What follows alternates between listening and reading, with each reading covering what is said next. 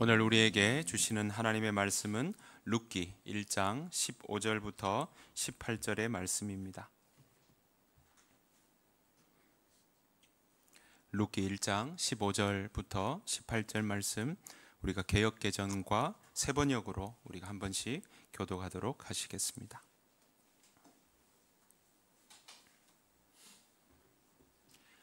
룻기 1장 15절 개역개정입니다. 제가 먼저 읽겠습니다.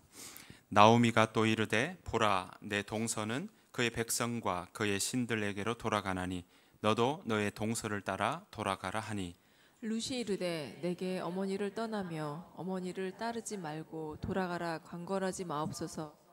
어머니께서 가시는 곳에 나도 가고 어머니께서 머무시는 곳에서 나도 머물겠나이다. 어머니의 백성이 나의 백성이 되고 어머니의 하나님이 나의 하나님이 되시리니 어머니께서 죽으시는 곳에서 나도 죽어 거기 묻힐 것이라. 만일 내가 죽는 일 외에 어머니를 떠나면 여호와께서 내게 벌을 내리시고 더 내리시기를 원하나이다 하는지라. 나오미가 룻이 자기와 함께 가기로 굳게 결심함을 보고 그에게 말하기를 그치니라. 아멘. 우리가 세번역으로 한 번 더 교독하도록 하시겠습니다. 15절 말씀 여러분들 읽어주시겠습니다. 시작. 그러자 나오미가 다시 타일렀다. 보아라, 내 동서는 저의 결애와 신에게로 돌아갔다. 너도 내 동서의 뒤를 따라 돌아가거라. 그러자 룻이 대답하였다. 나더러 어머님 곁을 떠나라거나 어머님을 뒤따르지 말고 돌아가라고는 강요하지 마십시오. 어머님이 가시는 곳에 나도 가고 어머님이 머무르시는 곳에 나도 머무르겠습니다. 어머님의 결애가 내 결애이고 어머님의 하나님이 내 하나님입니다. 있는 곳에서 나도 죽고 나도 묻히겠습니다. 죽음이 어머님과 나를 떼어놓기 전에 내가 어머님을 떠난다면 주님께서 나에게 벌을 내리시고 또 더 내리신다 하여도 달게 받겠습니다. 같이 읽겠습니다.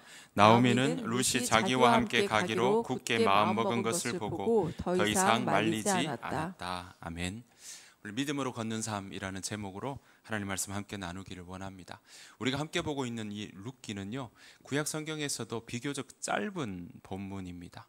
4장 75절로 구성되어 있거든요. 그러니까 창세기도 50장이나 되고 출애굽기도 40장이나 되고 하는에도 불구하고 룻기는 4장 75절로 구성되어 있습니다.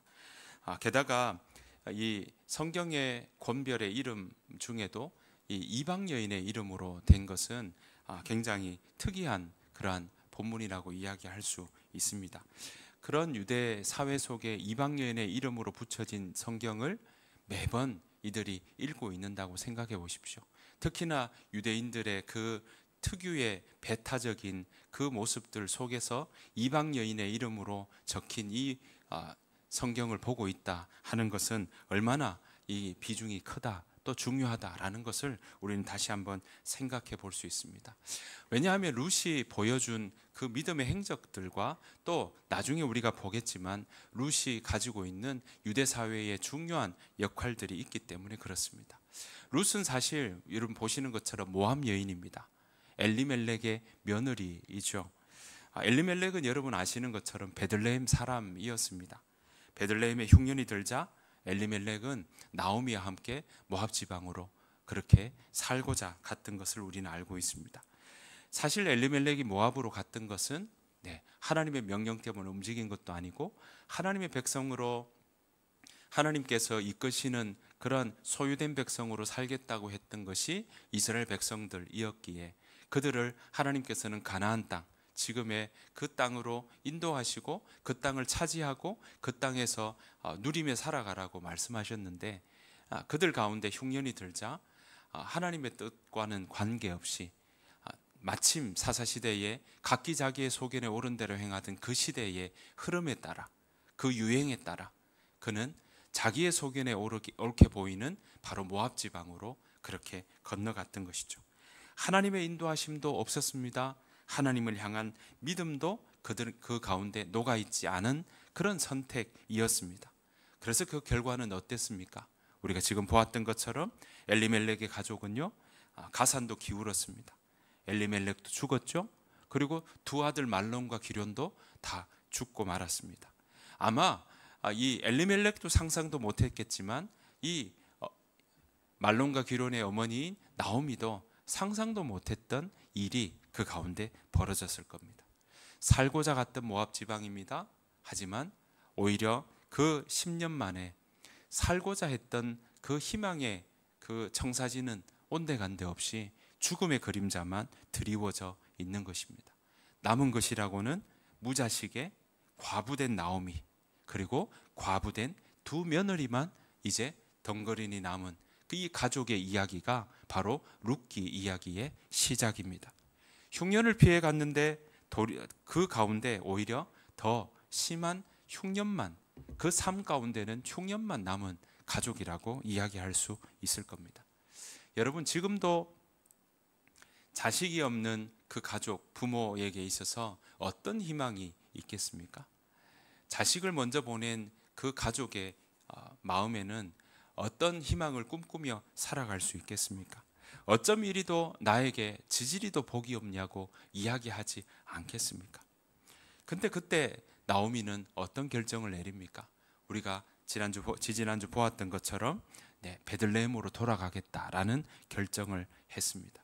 여러분, 베들레헴으로 돌아가겠다는 그 결정에는 왜 고민이 없겠습니까?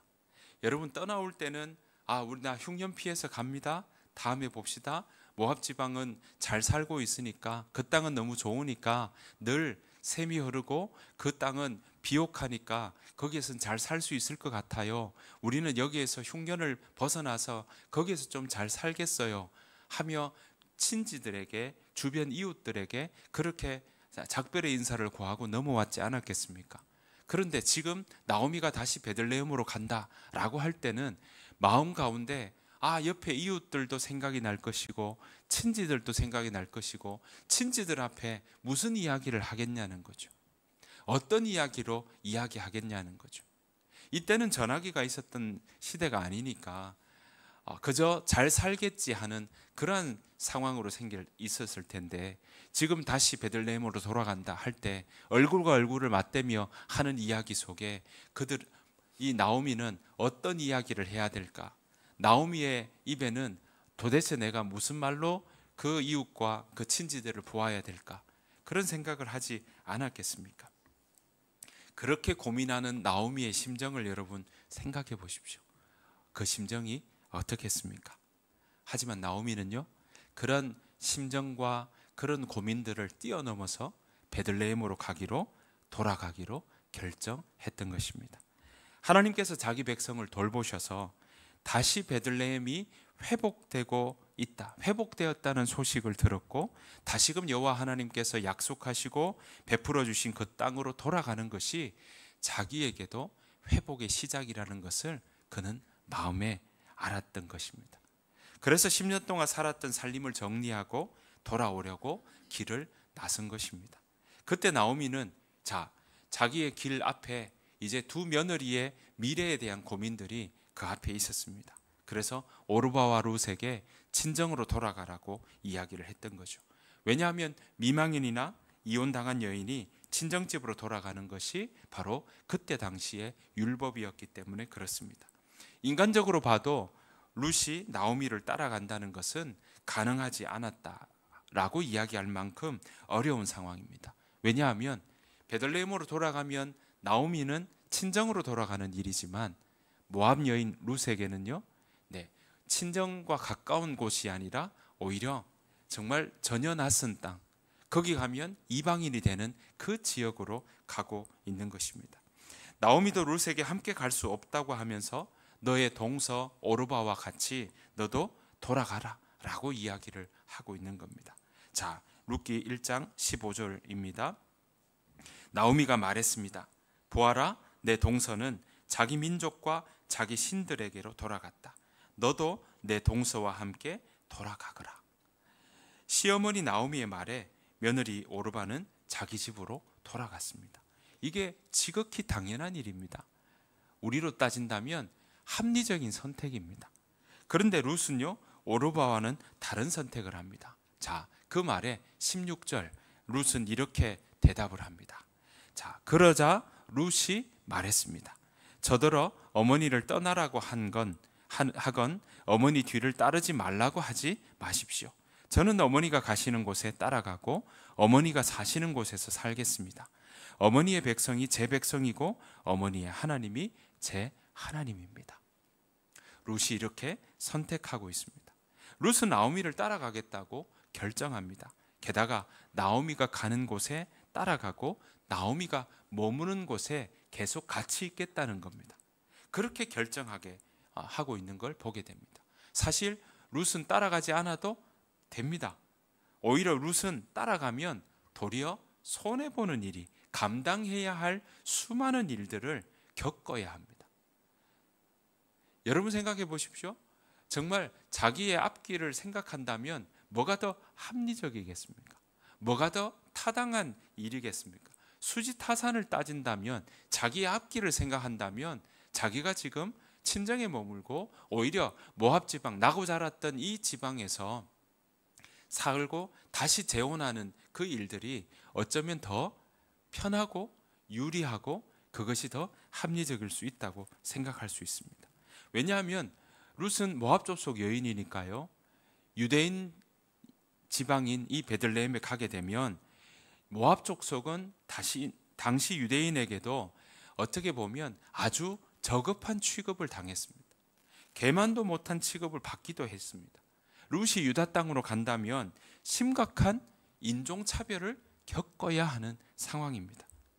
현대를 사는 요즘에도 제가 예루살렘에서 오랫동안 유학하셨던 교수님의 이야기를 들어보면요, 그 교수님이 유학하던 그 시기에도 같은 버스를 타도 아주 정통적인 유대인, 여러분 이렇게 중절모 같은 검은 모자를 쓰고 검은 옷을 입고 옆에 구렛나루를 길게 한 사람들이 정통 유대인인데요, 그런 사람들이 곳곳에 이렇게 보이거든요. 그런데 그 교수님의 말씀에 의하면 버스를 같이 타도 만약에 본인이 옆에 정통 유대인이 있는데 그 옆자리를 앉지 않습니까? 그러면 그 유대인은 벌떡 일어난답니다. 왜냐하면 부정하니까. 여러분 호텔에서도 여러분 아시는 것처럼 지금도 랍비들이 정한 음식, 그 음식들을 먹고 랍비들이 정하지 않은 음식을 먹는 건 부정하다고 생각하는 것이 바로 지금의 이스라엘의 상황이고 생활입니다.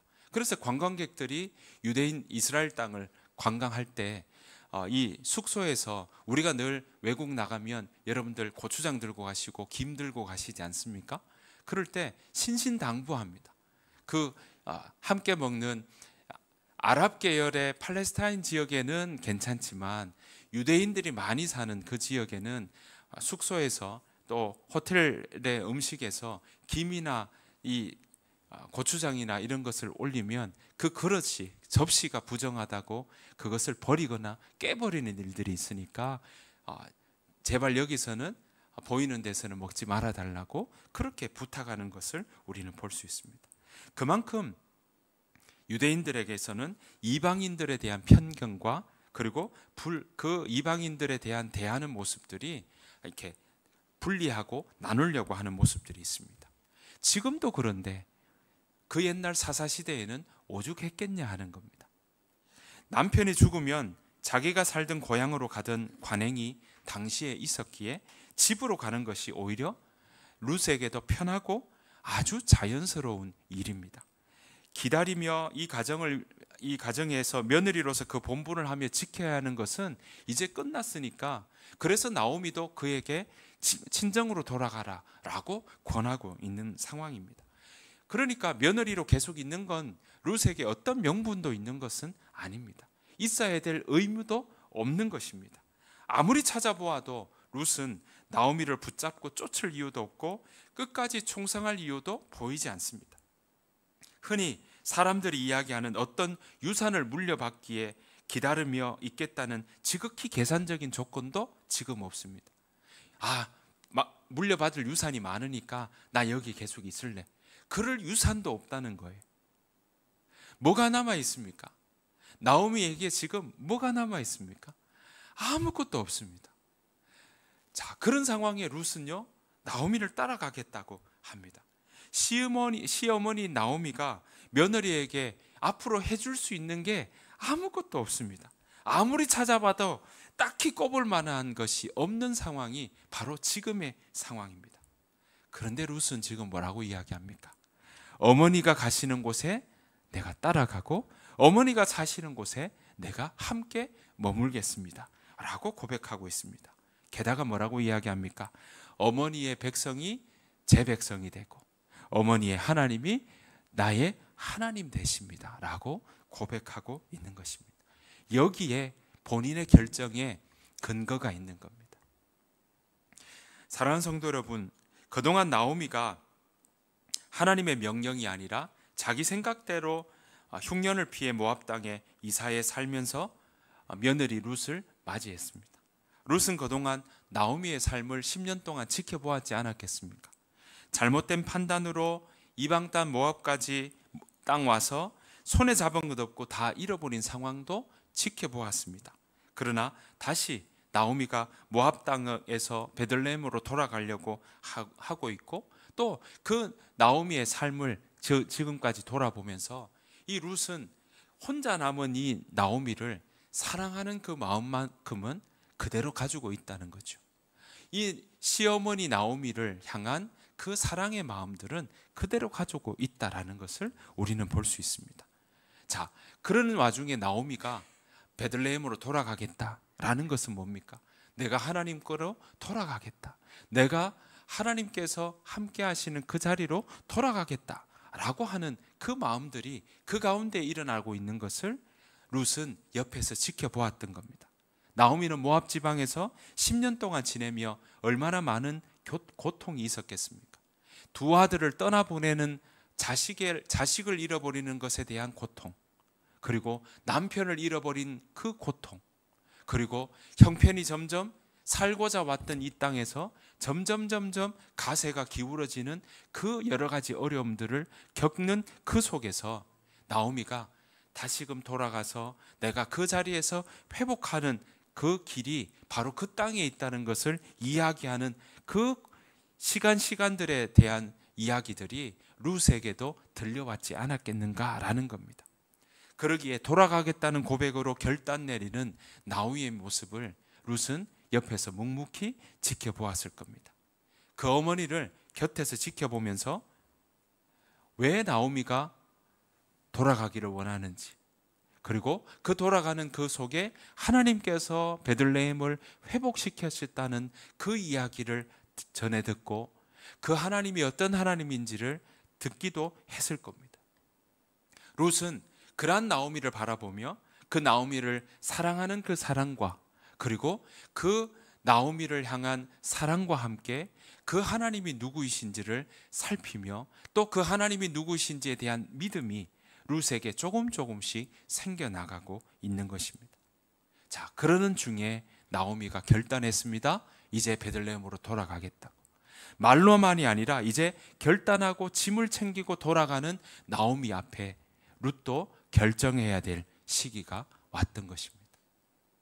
당연히 오르바와 룻에게 나오미가 친정으로 돌아가라고 하는 그 말에 당연히 돌아가는 말들이 자연스러운 일이지만 룻은 그 시어머니 나오미를 사랑하는 그 마음과 그리고 그 마음 가운데 싹처럼 아주 작은 싹처럼 피어나오는 그 믿음 가운데 바로 룻은 오히려 자연스럽고 합리적인 일이 아니라 나오미를 사랑하는 그 사랑하는 마음과 믿음의 길을 택하고 있는 것을 보게 됩니다.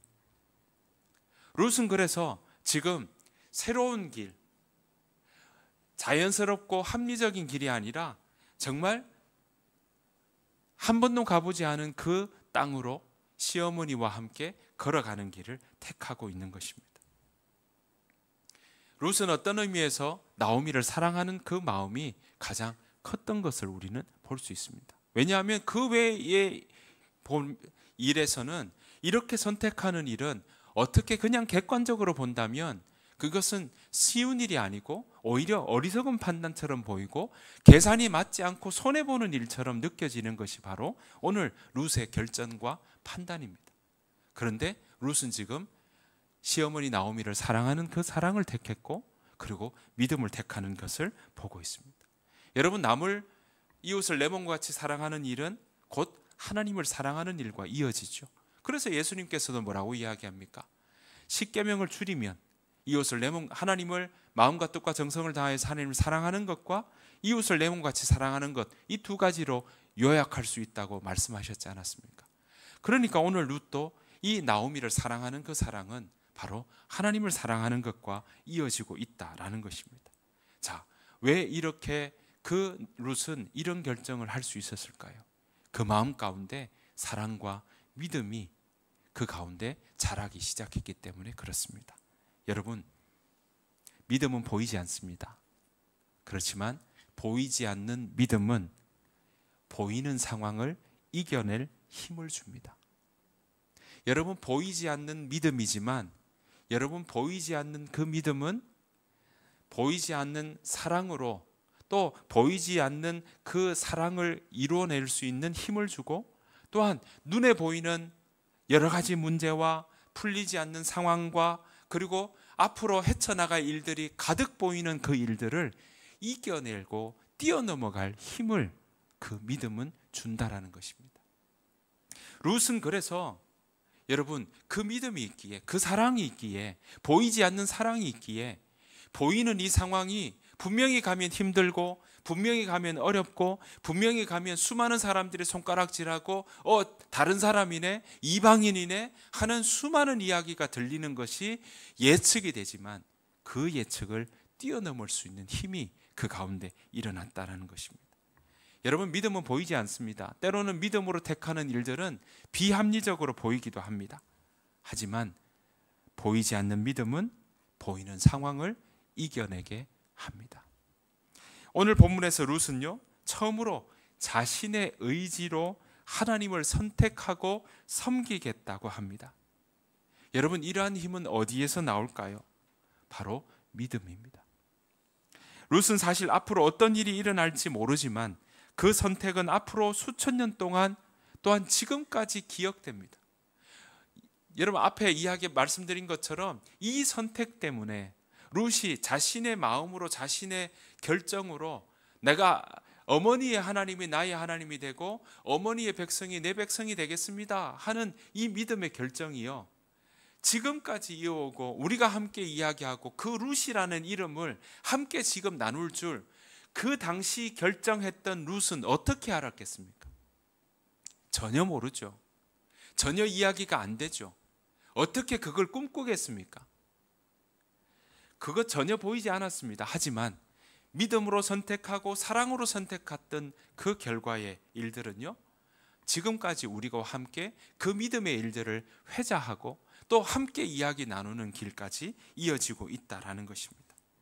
믿음은 여러분, 이처럼 보이지 않는 믿음은 보이는 그 상황을 뛰어넘게 할 뿐만 아니라 그 믿음은 우리로 하여금 미래에 보이지 않고 또 잡히지 않는 그 미래를 굳건하게 걸어갈 수 있는 힘도 우리에게 준다는 사실입니다. 나오미의 하나님이 룻의 하나님이 되었기에 이방 여인으로서 개만도 못한 취급을 받을 수 있고 그것이 기다리고 있다는 것을 알고 있지만 그것을 뛰어넘게 만들어 주었던 것도 바로 룻에 관한 이 믿음의 고백입니다. 어머니의 하나님이 나의 하나님 될 것입니다. 그 믿음의 고백이 지금 여전히 보이고 있는 이 조건, 여전히 보이고 있는 미래의 잠재적인 이 상황을 뛰어넘게 만들어주고 있다는 것입니다. 보이지 않는 믿음이지만 그 믿음이 여러분, 룻에게만 그렇게 역할을 하는 것이 아니라 우리에게도 그 믿음은 우리로 하여금 보이는 상황을 뛰어넘게 만들어 줄 것입니다. 그 믿음으로 살아가는 저와 여러분들의 삶이 되시기를 간절히 축원합니다. 룻에게 그런 믿음이 있으니까 이런 고백까지 합니다. 17절 말씀입니다. 어머님이 숨을 거두시는 곳에서 나도 죽고 그곳에 나도 묻히겠습니다. 죽음이 어머님과 나를 떼어놓기 전에 내가 어머님을 떠난다면 주님께서 나에게 벌을 내리시고 또 더 내리신다 하여도 달게 받겠습니다. 여러분, 외국에서 오래 사시는 분들 보면요, 이렇게 오래 되시면 그런 말씀들 하셔요. 한국으로 돌아가고 싶다고. 우리 친구들 중에도 외국에서 목회하는 우리 친구들이 있거든요. 기회가 된다면 한국으로 돌아오고 싶다고 하는 일들도 머물겠다는 사람들보다, 친구들보다 돌아올 수 있으면 돌아왔으면 좋겠다는 친구들이 훨씬 비중이 많습니다. 그 말은 뭡니까?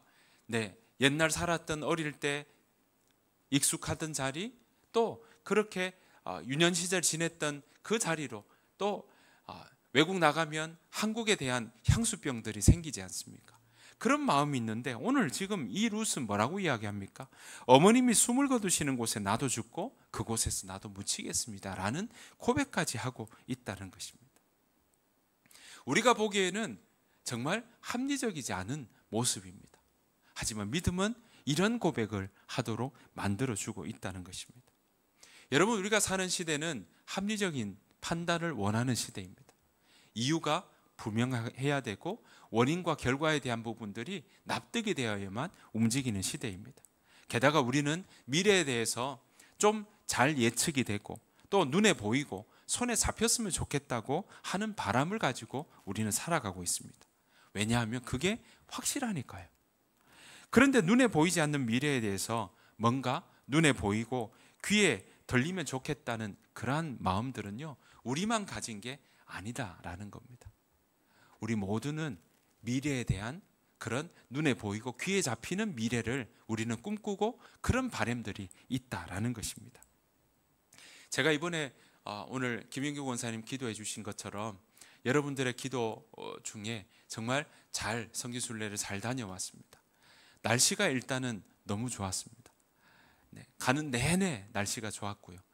오죽하면 터키의 가이드 분은 정말 이상하다라고 할 정도로, 왜냐하면 차를 타면 비가 오고 차에서 내리면 해가 쨍쨍하고 이런 일들이 열흘 내내 있었거든요.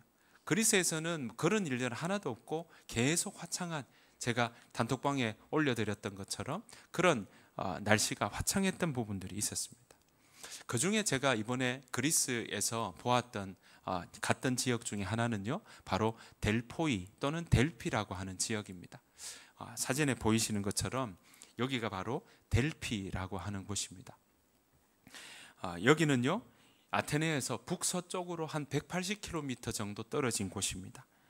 이곳을 그리스 사람들은 세상의 중심이다라고 이야기하는 곳입니다. 그러니까 그리스 신화에 나오는 제우스 신이 세상의 중심이 어디냐 하고 뺑 하고 이렇게 던졌는데 가운데 딱 모인 게 여기다. 그래서 세상의 배꼽이다 라고 하며 배꼽이라는 돌을 여기도 두기도 한 곳이 바로 이곳인데요. 이곳은요, 기원전 6세기부터 그리스에서 가장 중요한 신탁, 다른 말로 신의 계시를 받는 곳이 바로 이곳입니다. 그러니까 얼마나 성행을 했겠습니까? 그런데 여러분 보시는 것처럼 여기에서 멀지 않은 곳이 항구입니다. 그러니까 거기서 사람들이 이렇게 걸어서 올라오는 길인데 여기가 평지가 아닙니다. 보시는 것처럼 산 언덕에 이렇게 있는 곳이거든요. 해발, 가이드 선생님의 말씀에 의하면 여기가 해발 1000m 정도 된다고 이야기를 해요. 중턱에 있는 것이었고요. 여기에 서도 저 밑에 언저리가 굉장히 경사가 가파른 그런 산지가 바로 이곳이었습니다. 여기에서 사람들은요, 신의 계시를 받는다고 하고, 이 보이는 기둥이 있는 곳이 바로 아폴로 신전이고요. 이 뒤쪽으로는 여러분 잘 아시는 원형 경기장이, 원형 극장이 여기에 놓여 있는 결코 작지 않은 그런 곳이 바로 이 델피입니다.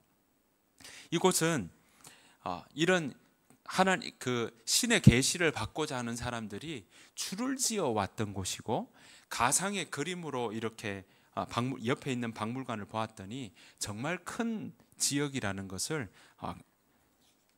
생각해 볼 수 있고 짐작해 볼 수 있는 곳입니다. 이것은 로마 시대까지 그대로 이어졌다고 해요.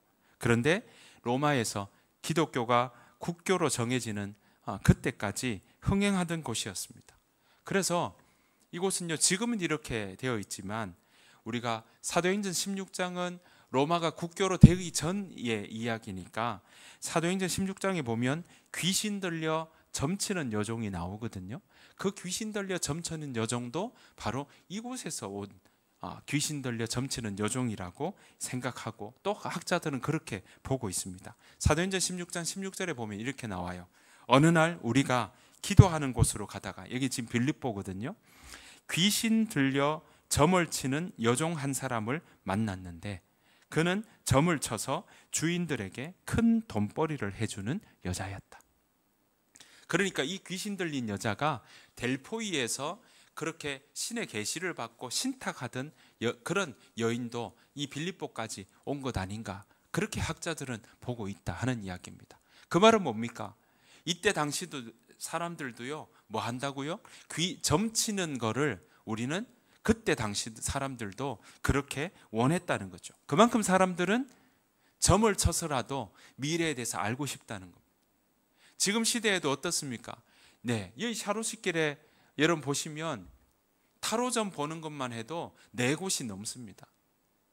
곳곳에 타로점 보려고 합니다.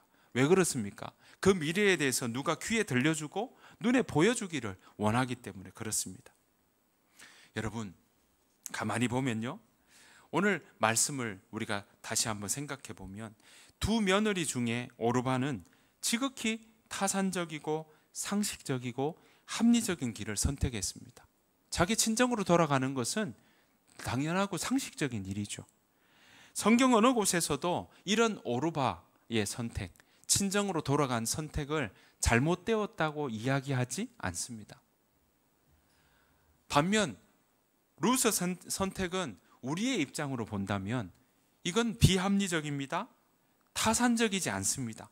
상식적이지 않습니다. 합리적이지도 않습니다.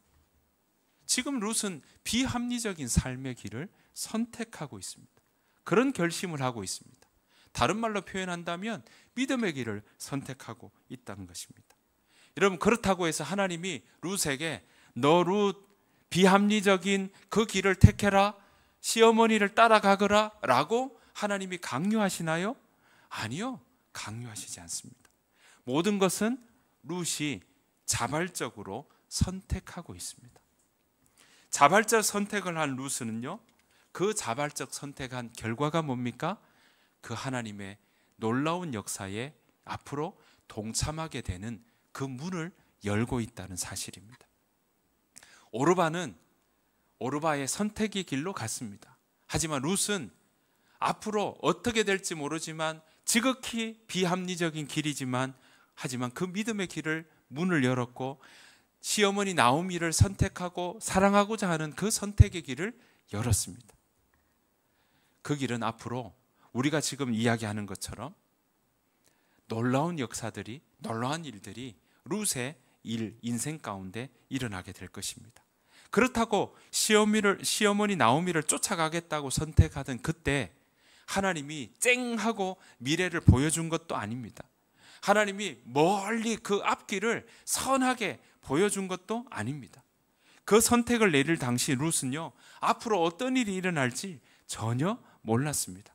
룻은 단지 시어머니 나오미를 향한 사랑과 그 나오미가 믿는 하나님을 선택하고 자기 인생을 걸었던 것 뿐입니다.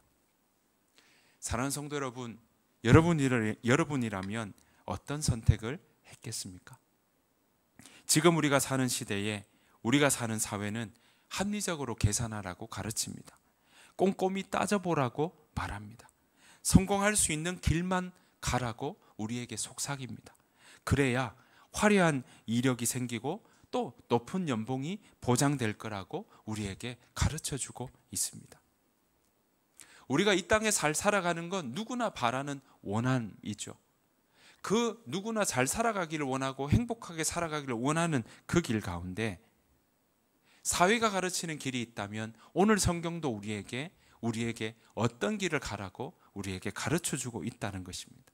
그런데 보면 때로는 성경이 가르치는 그 길들은 사회가 가르치는 그 길과는 때로는 다른 길을 우리에게 이야기할 때가 있다는 거죠. 때로는 비합리적입니다. 때로는 이것은 손해보는 일입니다. 때로는 우리에게 믿음의 길이 가는 것이 바보처럼 느낄 때도 있다라는 것입니다. 여러분들은 어떤 길을 선택하기를 원하십니까? 사회가 가르치는 대로 스펙과 높은 연봉과 그리고 성공의 길을 위해서 더 채우고 더 채우는 것에만 그 길을 추구하시겠습니까? 아니면 지금 당장 사회가 보여주고 유행처럼 흘러가는 이야기에 내 삶을 걸지 않고 오히려 성경이 가르쳐주는 이야기에, 그 가르침에 이웃을 사랑하고 믿음으로 살아가는 그 길을 택하는 길에 여러분의 삶을 걸겠습니까? 여러분, 믿음은요, 사랑과 믿음을 선택하는 그 길들은 때로는 비합리적일 수 있습니다. 하지만 사랑과 믿음을 선택하는 그 길은 나를 현재에 집중하도록 도와줍니다. 많은 경우에는 우리로 하여금 자꾸 미래를, 때로는 현재를 살지 못하고 과거에 매이게 우리를 만들 수 있습니다. 여러분, 만약에 나오미도 또 룻도 나오미도 내가 그때 모압에 오지 않았다면 얼마나 좋았을까 라는 마음으로 있었다면 계속 후회하는 삶을 살아가게 될 겁니다. 또 미래에만 매여 있는 사람은요, 어떨까요? 미래에만 매여 있는 사람은 늘 불안합니다. 어떤 일이 일어날지 모르니까요. 미래에만 있는 사람, 미래에만 자기 마음이 있으면 늘 여기가 용한지 저기가 용한지 늘 찾아봅니다. 늘 점쟁이의 이야기를 듣기를 원하고 늘 눈에 손에 잡히는 일을 보기를 원하는 것이 그때 모습입니다. 여러분, 델피에서 있었던 신탁도 너무 모호한 일들만 이야기한다는 거죠. 그걸 옆에 있던 이 신전에 있는 사제들이 그걸 자기 입맛에 맞게 그렇게 이야기할 때가 너무나 많았다는 것이 역사의 이야기들입니다. 그 말은 무엇입니까? 우리에게는 그런 유행하는 흘러가는 이야기에 자꾸 쏠립니다. 하지만 성경은 오늘 우리에게 믿음을 택하고 사랑을 택하라고 오늘 우리에게 그 길을 가르쳐 주고 있습니다. 그 믿음을 택하면, 그 이웃을 사랑하고 나를 사랑하는 일에 우리가 집중하면 우리는 미래가 분명히 보이지 않죠. 하지만 현재에 집중하도록 도와줍니다. 현재에 집중하는 삶은요, 그 현재에 집중하니까 현재가 빛나게 되고 그 현재가 모여져서 미래가 하나님이 그렇게 이끄실 것이라는 그 믿음이 있기에 보이지 않는 미래이지만 은혜를 바라보며 빛 가운데 걸어가는 삶을 살아가게 되는 것입니다. 하나님은 오늘 우리에게 그렇게 약속하십니다. 믿음으로 살아가는 일은 무엇입니까? 하나님을 가까이 하는 삶이죠. 하나님을 가까이 하는 삶은 오늘 시편의 고백이 뭐랍니까? 여호와를 가까이 하는 것이 내게 복이다. 하나님을 가까이 하는 그 삶은 하나님께서 오늘 시편 23편의 이야기처럼 목자가 되어주셔서 우리로 하여금 푸른 초장 실만한 물가로 인도하여 주시는 줄 믿습니다. 사랑하는 성도 여러분, 우리 모두가 성경은 이웃을 사랑하고 믿음으로 살아가는 삶을 택했던 사람들의 이야기를 오늘 우리에게 들려주고 있습니다. 믿음은 우리로 하여금 현재를 빛나게 살아가도록 만들어줄 것입니다. 미래가 보이지 않지만 불안해하지 않도록 우리를 이끌어 주실 것입니다. 여러분, 보이지 않는 미래, 손에 보이면 불안해하지 않을 것 같지만 아니요. 보이지 않는 미래는요, 보이지 않는 믿음으로 살아갈 때 우리는 흔들리지 않고 불안해하지 않고 두려워하지 않을 것입니다. 사랑을 택하고 믿음을 선택하고 살겠다는 그 선택에 여러분, 저와 여러분들이 그 선택의 길을 걸어가는 우리 모두가 되기를 간절히 축복합니다. 그 선택에 주님께서 함께하여 주실 줄 믿습니다. 여러분의 길을 보이지 않습니다. 하지만 그 길에 하나님과 함께하겠다는 믿음을 택한다면 하나님은 여러분 가운데 보이지 않지만 하나님이 앞장서셔서 여러분들의 앞길을 한 걸음 한 걸음 인도해 나가실 줄 믿습니다. 그렇게 살아가는 저와 여러분들의 삶이 되시기를 간절히 축원합니다. 우리 시간 함께 그 마음으로 찬양하며 나아가기를 원합니다. 나의 가는 길 주님 인도하십니다. 그는 하나님 보이지 않으시지만 하나님께서 날 위해서 일해 주실 것입니다. 그 마음으로 함께 믿음으로 이 시간 고백하며 나아가기를 원합니다. 함께 찬양하겠습니다.